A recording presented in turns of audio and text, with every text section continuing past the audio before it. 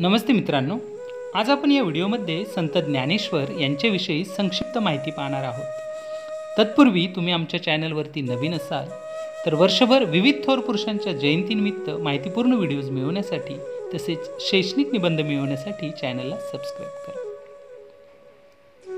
संत ज्ञानेश्वर यांना महाराष्ट्रात भक्तिभावाने माऊली म्हटले जाते। ते एक थोर संत व प्रतिभासंपन्न कवी होते। त्यांचा जन्म आजच्या संभाजीनगर जिल्ह्यातील आपेगाव येथे 1275 मध्ये झाला। संत ज्ञानेश्वर यांचे पूर्ण नाव ज्ञानेश्वर विठ्ठलपंत कुलकर्णी असे होते। त्यांच्या आईचे नाव रुक्मिणीबाई होते।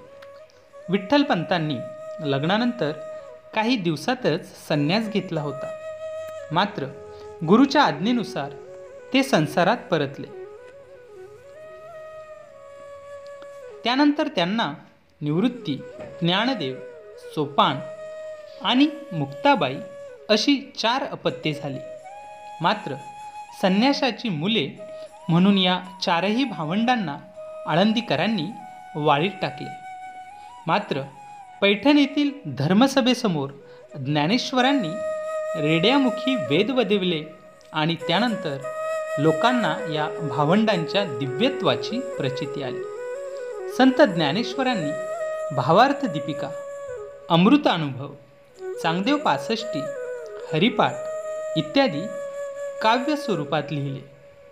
त्यांनी भगवद्गीता प्राकृत मराठीत लिहून ज्ञानाचे दरवाजे सर्वसामान्यांसाठी खुले केले।